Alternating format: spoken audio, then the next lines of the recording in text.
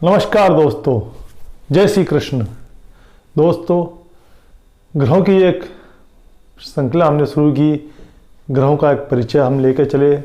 सूर्य देव से लेकर चंद्रमा से होते हुए हमने शनिदेव तक की यात्रा कर ली है। 7 ग्रहों पर हम चर्चा कर चुके हैं। अब बारी आती है उन ग्रहों की जिनका कोई अस्तित्व नहीं है, कोई आकार नहीं है। इस सृष्टि में, इस ब्रह्मांड में उनकी उपस्थिति केवल अदृश्य रूप में है, लेकिन वो अपनी शक्ति का परिचय इस ब्रह्मांड को पूर्ण रूप में देते रहते हैं। पृथ्वी पर, सूर्य चंद्रमा पर, सभी पर अपना प्रभाव दिखाने में सक्षम राहु और केतु, ये 2 ग्रह हैं, लेकिन वास्तविकता में ये एक हैं।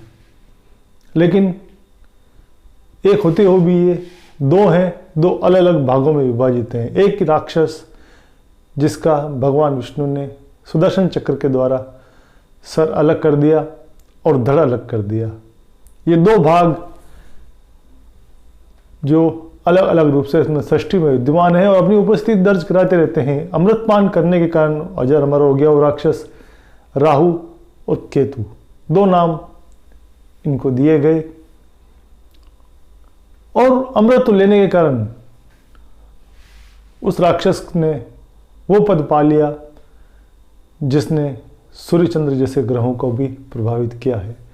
राहु और केतु अपना प्रभाव, अपना वर्चस्व सभी ग्रहों पर रखते हैं। जिस किसी ग्रह के साथ बैठ गया उस ग्रह को प्रभावित करने की क्षमता रखते हैं।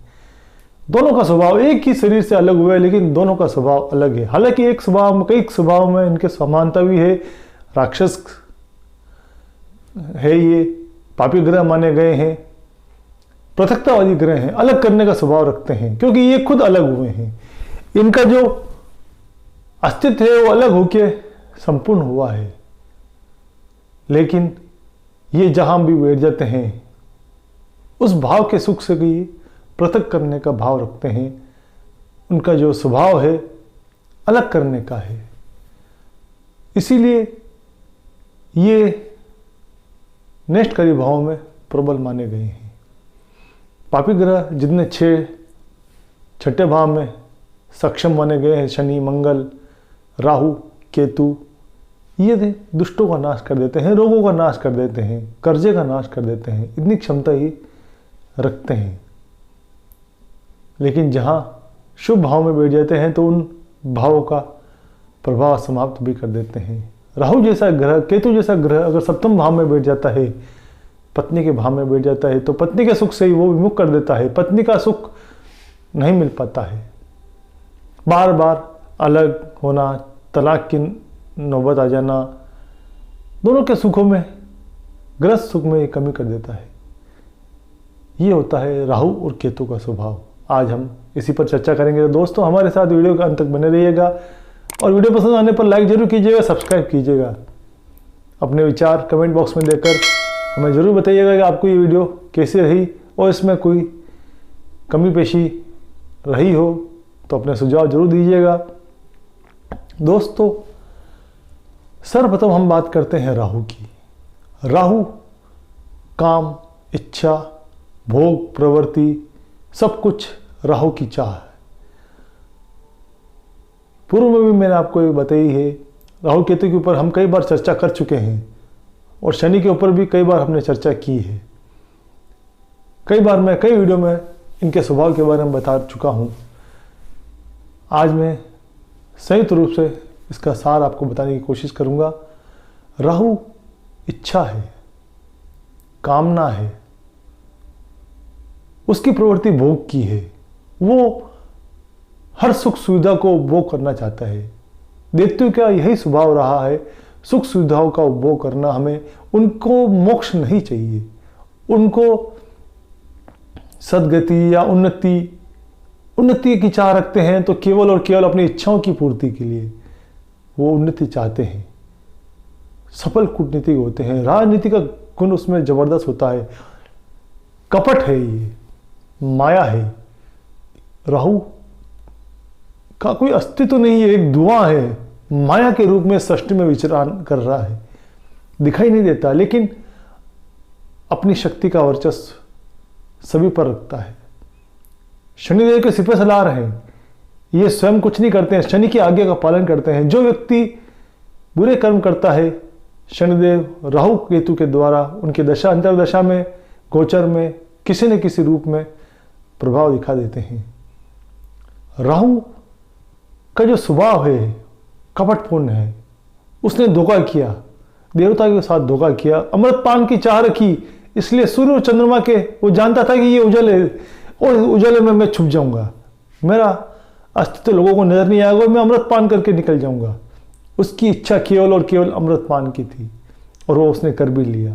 लक्ष्य प्राप्ति करना उनका उद्देश्य होता है। राहु प्रधान जो लोग होते हैं उनको जो एक लक्ष्य निर्धारित कर लेते हैं कि मुझे इसको प्राप्त करना है, ये किन प्रकार किसी भी तरह से मुझे ये प्राप्त करना है, इसके लिए वो किसी भी स्तर तक, किसी भी निचले स्तर पर पाप कर्म में भी लिप्त हो जाएंगे। कोई भी कपट, छल, धोखा, झूठ, किसी भी हथियार का इस्तेमाल करना राहु प्रधान लोग जानते हैं। जिनका लग्न में राहु बैठा हुआ है वो सभी प्रकार की विद्याओं में निपुण होते हैं। धोखे देने की प्रवृत्ति, कपट करने की प्रवृत्ति, लोगों से झूठ बोलकर अपना काम निकलवाने की प्रवृत्ति, माया, छल करना जानते हैं। ये अपने आप को इस तरह से प्रदर्शित करते हैं कि मुझ जैसा सीधा कोई नहीं। बहुत मासूम बनकर सूर्य और चंद्रमा के बीच में राहु बैठा था, वो दैत्य बैठा था जिसने अमृतपान किया। बहुत मासूमियत रखते हैं, इनका जैसा सरल सहृदय कोई नहीं, ऐसा स्वभाव लेके चलते हैं। आज की तारीख में आपने देखा होगा बड़े बड़े नेता, जो सफल नेता है, बड़े बड़े पदों पर बैठे हुए हैं, उनका स्वभाव होता है बड़ी मासूमियत के साथ प्रदर्शित करते हैं जनता को। बड़ा ही सहज और सरल स्वभाव लेकर जनता के बीच में आते हैं और अपना काम निकालकर, वोट निकालकर जब वो जीत जाते हैं तो उनका जो परिवर्तन है वो देखने लायक होता है। लोग ठगे से रह जाते हैं कि हमने किसको जिता दिया, कितना मासूम और कितना भोला बनकर हमारे बीच में आया और आज हमें पहचानता तक नहीं। रिश्ते बना लेते हैं, झूठे रिश्ते बना लेते हैं कि ये मेरा सब कुछ है, ये मेरा भाई, ये मेरा काका है, इससे मेरा बचपन का व्यवहार है। लेकिन जब जीत गया तो वो बचपन तो छोड़, 10 मिनट पहले का व्यवहार भी भूल जाता है। इतना जल्दी परिवर्तन होने की क्षमता किसी में है तो वो राहु में है। अपना काम निकलवा कर अपना मतलब सिद्ध करना, अपने लक्ष्य को प्राप्त करना, इसमें निपुण होते हैं राहु प्रधान लोग। विशेष रूप से राहु तीसरे भाव में, छठे भाव में और एकादश भाव में, इन भावों में ये प्रबल माना गया है। इसके जो नक्षत्र हैं इस पर भी हम चर्चा करते चलें। आद्रा नक्षत्र राहु का पहला नक्षत्र, मिथुन राशि में आता है ये। फिर स्वाति नक्षत्र, ये तुला राशि में आता है। और सतभिषा नक्षत्र, ये कुंभ राशि में आता है। ये तीनों जो राशियां हैं शूद्र वर्ण की राशियां हैं, शूद्र वर्ण दिया गया है इसको। ऐसे जो लोग होते हैं उनके जो हृदय होता है या उनकी जो होरा होती है वो कपट भरी होती है। और शूद्र वर्ण के होने के कारण इन्हीं तीनों राशियों में राहु के नक्षत्रों को स्थान दिया गया है। सोचने वाली बात है, क्योंकि यहां पर ये इतना अपना प्रभाव अच्छी तरह से जमा पाते हैं। जो शराबी होता है उसका प्रभाव शराब के ठेके पर और ऐसे स्थानों पर अत्यधिक होता है जहां पर पाप कर्म किए जाते हैं। मंदिर में बैठकर शराबी अपना प्रभाव नहीं दिखा पाता है, वो वहां पर छटपटाता है, वहां उसको मन नहीं लगता, वो वहां से निकलना चाहता है, मंदिर में वो शोभायमान नहीं होता हो। इसीलिए राहु के नक्षत्र मिथुन राशि में, तुला राशि में और कुंभ राशि में दिए गए हैं। शूद्र वर्ण में ही वो अपना प्रभाव दिखा पाता है, उसके नक्षत्र अपना प्रभाव दिखा पाते हैं। अब हम बात करें साथ साथ में केतु की भी, केतु पर भी हम चर्चा करते हैं, क्योंकि ये दोनों एक ही हैं और दोनों अलग हुए हैं, स्वभाव बहुत मिलता जुलता है। लेकिन केतु में कुछ विशेषताएं हैं। केतु मोक्ष देता है, आध्यात्म देता है दैत्य, लेकिन फिर भी आध्यात्म देता है, क्योंकि वो हृदय है, धड़ है, निचला हिस्सा है। उसकी चाह ऊपर की ओर जाने की है, ऊपर जहां मोक्ष है, आध्यात्म है, धर्म है। वो नवम भाव में, द्वादश भाव में बलि माना गया है, दशम भाव में बलि माना गया है, क्योंकि वो दशम भाव में जो हमारा जोग कर्म होता है, जहाँ व्यवसाय करते हैं, वहाँ सफलता की अत्यधिक आवश्यकता होती है। और केतु ध्वजा होने के कारण वहाँ वो सफलता देता है, उन्नति देता है, प्रगति देता है। लेकिन इसके विपरीत राहु 180 डिग्री में उसके सम्मुख बैठा हुआ है। ये दोनों एक साथ एक गति से एक ही अंश पर चलते हैं। राहु 10 अंश चला है तो केतु भी 10 अंश ही चलेगा। एक समान गति रहती है इन दोनों की, 180 डिग्री की दूरी है। लेकिन दोनों में केतु का अध्ययन करने से पहले राहु का अध्ययन बहुत आवश्यक है।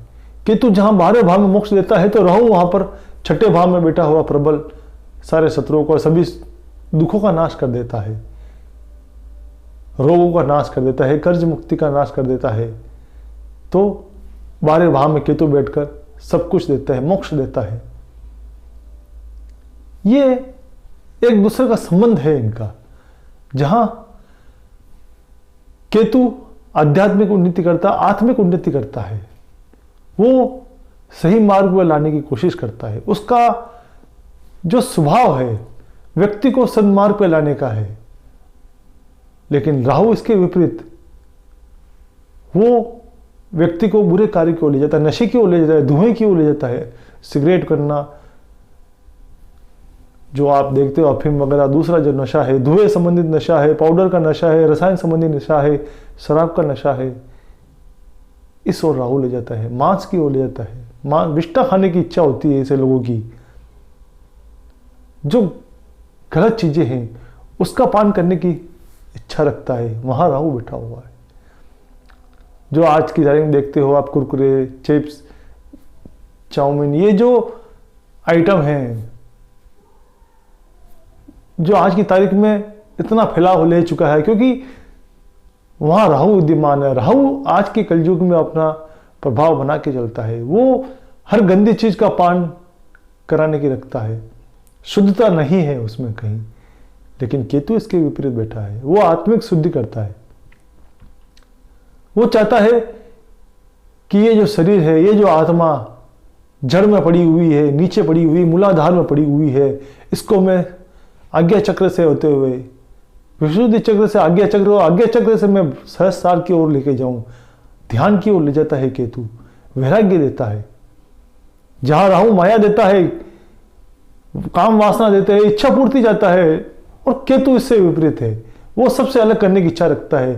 वो ये चाहता है कि ये जो जीव है, ये जो आत्मा है, ये शुद्ध हो, आत्मिक उन्नति करे, इन सब मोह माया से परे हो जावे, सबको त्याग कर ईश्वर साधना में लग जावे। वहां केतु है। दोनों एक दूसरे से जुड़े हुए हैं, एक साथ चलते हैं, एक गति से चलते हैं। दोनों मार्ग कभी नहीं होते, हमेशा वक्री गति से चलते हैं।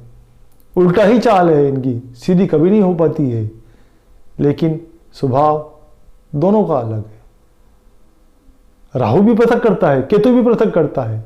लेकिन दोनों की, जहां राहु अध्यात्म से पृथक करता है तो केतु माया से पृथक करता है। केतु इन सब को छोड़कर संन्यास की ओर ले जाने की चाह रखता है कि मुझे मुक्ति कर चाहिए, आध्यात्मिक उन्नति चाहिए, धर्म चाहिए। वहां राहु उसको काम वासना चाहिए, नशा चाहिए, गलत प्रवृत्ति चाहिए, गाली गलौज चाहिए, वहां उसे सुख मिलता है।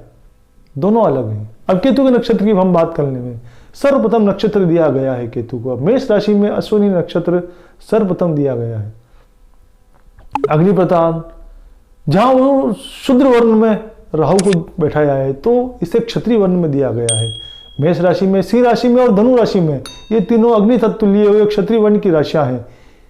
यहां पर केतु का वास माना गया है। ये गंडमूल में निवास करते हैं। जहां परिवर्तन हुआ वहां केतु का प्रादुर्भाव हुआ है। जहां बुध के नक्षत्र, जो एक क्रम केतु से शुरू होता है, जीवन चक्र का जो एक क्रम केतु से शुरू होता है वो बुध पर आकर खत्म होता है, और बुध के बाद जब नया सृजन पुनः स्थापित होता है तो वहां फिर केतु स्थापित होता है। वो गंडमूल है, गणांत है। बुध के बाद फिर मघा नक्षत्र का प्रादुर्भाव होता है। अश्विनी पहला नक्षत्र, फिर मघा नक्षत्र, और उसके बाद मूल नक्षत्र, मूल जड़, वहां भी केतु है। जहां शुरुआत है वहां भी केतु है। केतु अपना वर्चस्व, अपनी उपस्थिति हर जगह दर्ज करता है। वो चमकीला भाग है, वहां छाया नहीं है, छाया राहु में है, वहां अंधेरा है राहु, और चमक जहां है वहां केतु स्थापित है। इसीलिए दशम भाव में वो बली है, क्योंकि वो जीवन में एक चमक देना चाहता है, उन्नति देना चाहता है।